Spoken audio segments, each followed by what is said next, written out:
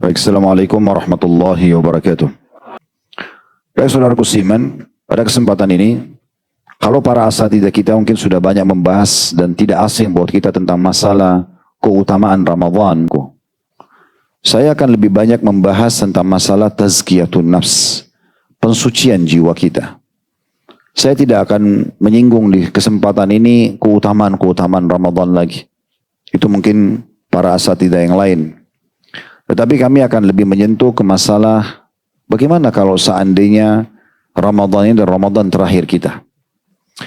Nabi SAW kadang-kadang kalau mau sholat, mengimami sholat, beliau mengucapkan dalam beberapa riwayat disebutkan Sallu sholatal muwadda'ah.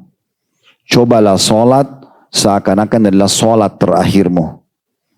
Tidak ada seseorang antara kita, saudaraku seiman, punya jaminan dia masih bisa hidup 1 menit ke depan, 2 menit ke depan, 1 hari ke depan. Kita tidak pernah tahu.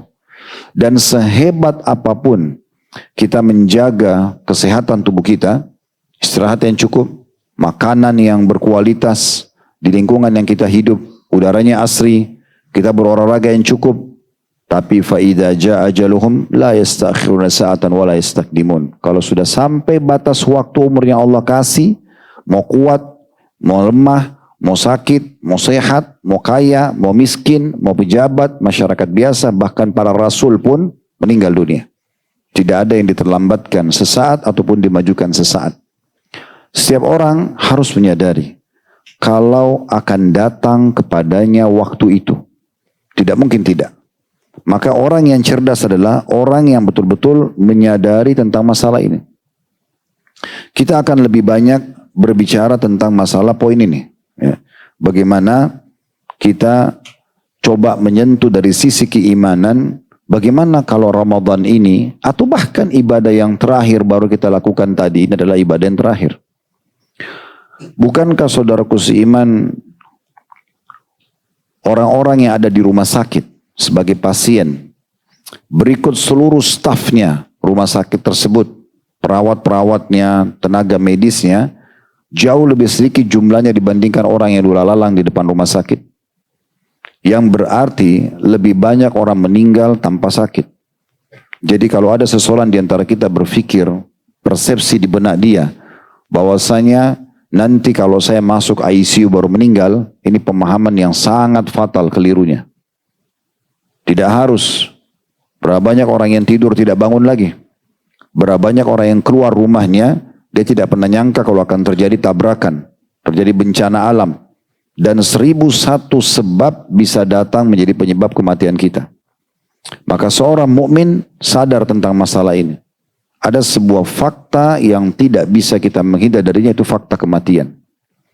Coba jadikan poin ini sebagai pegangan kita di semua kegiatan kita, terutama dalam ibadah. Agar kita berpikir, mungkin ini ibadah terakhir saya. Mungkin ini sholat terakhir. Mungkin ini sedekah terakhir. Mungkin ini bacaan ayat Al-Quran terakhir. Mungkin ini zikir terakhir. Mungkin ini bakti kepada orang tua yang terakhir. Mungkin ini majelis ilmu yang terakhir. Kalau kita lihat di media tidak asing sekarang, kalau kita mau cek di YouTube misalnya, mati yang baik atau mati husnul khatimah, banyak cuplikan keluar. Orang lagi khutbah, orang lagi azan, orang lagi imami sholat, orang lagi ngajar, banyak sekali meninggal dunia. Kita mau lihat juga orang yang mati ya, su'ul khatimah, banyak sekali. Yang dari nyanyi-nyanyian, dari di diskotik, di bar, lagi berzina, rubuh bangunannya, jatuh tiba-tiba meninggal, terlalu banyak. Nabi SAW mengingatkan juga dalam sebuah sabda beliau, pada saat ada seorang sahabat, orang Arab Badui masuk Islam di perang Khaybar. Orang ini melihat begitu luar biasanya umat Islam dalam berperang. Mereka punya tata krama, mereka punya adab. Di siang hari mereka berperang dan mereka tidak membuat kerusakan. Musuh-musuh yang ditawan pun menyerah, tidak akan disiksa. Malam hari mereka beribadah kepada Allah, mereka saling bantu-membantu, maka orang ini tertarik masuk Islam. Begitu habis masuk Islam, dia ikut berperang bersama kaum muslimin.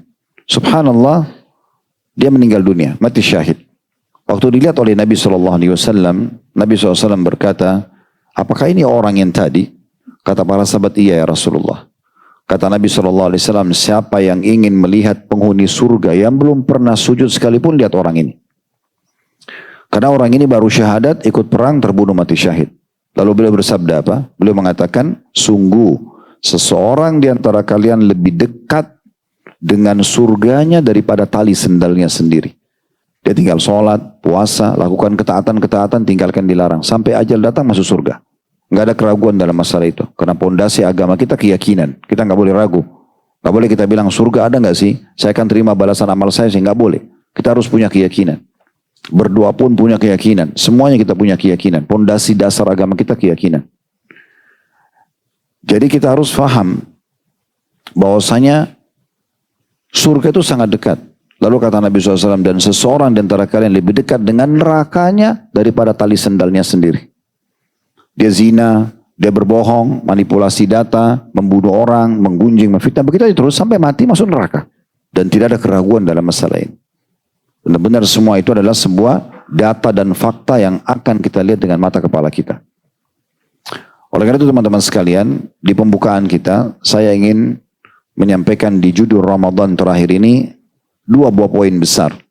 Tentang masalah fakta kematian, kita saling mengingatkan kembali, dan yang kedua adalah masalah renungan Ramadan, tetapi lebih kepada tazkiyatun nafsnya.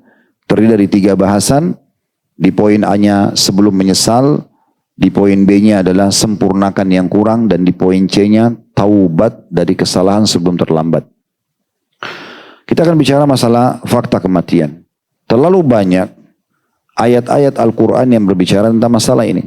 Dan saya yakin juga para asatidzah kita sudah tidak asing menyampaikan ini. Ya. Yang pertama surah An-Nisa, surah nomor 4, ayat 78. Di mana Allah subhanahu wa ta'ala mengekalkan firman-Nya bagi orang-orang beriman.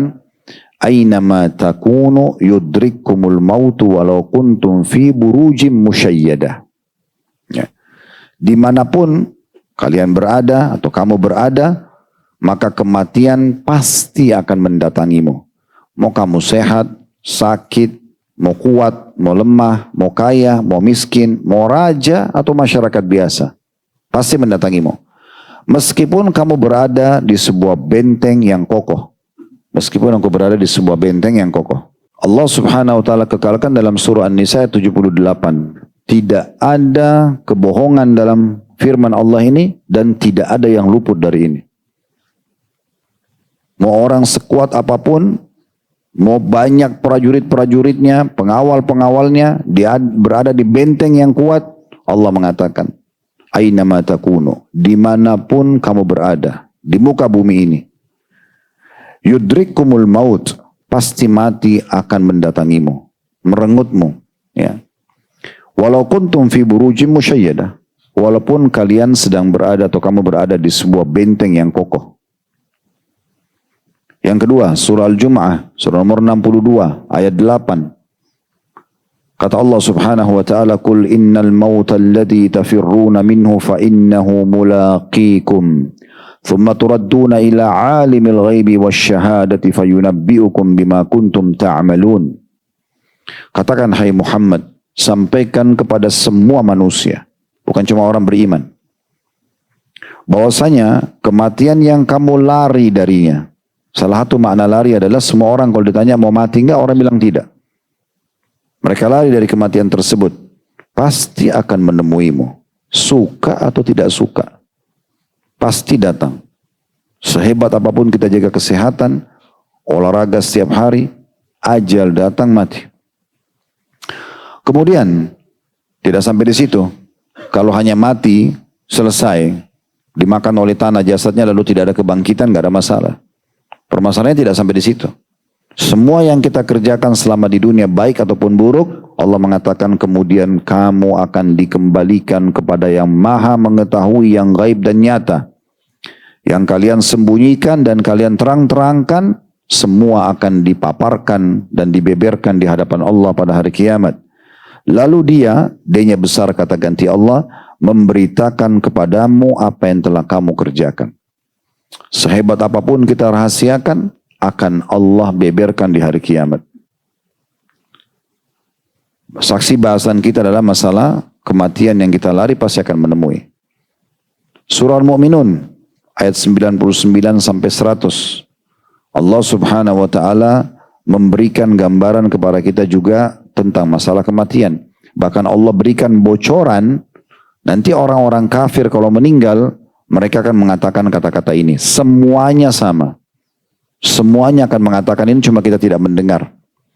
Kekal dari 1400 tahun lebih yang lalu sampai hari kiamat nanti, kitabullah Al-Quran benar membicarakan masalah ini.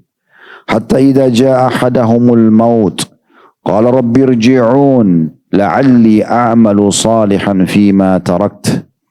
Kalla innaha kalimatun huwa qailuha wa min waraihim barzakhun ila yaumi yub'atsun. Hingga apabila kematian datang kepada salah seorang dari mereka. Lalu pada saat itu bocorannya kepada kita. Ya, kelebihan dan keutamaan sebagai seorang muslim ini dengan adanya kitabullah dan hadis-hadis Nabi SAW, kita punya bocoran banyak sekali. Kita tahu bagaimana penciptaan Adam dan umat-umat sebelum kita yang selamat karena beriman, yang dibinasakan karena kekufuran walaupun kita tidak hadir di masa itu. Kita tahu apa yang harus kita lakukan dan jadikan sebagai panduan hidup kita selama kita hidup. Baik, assalamualaikum warahmatullahi wabarakatuh.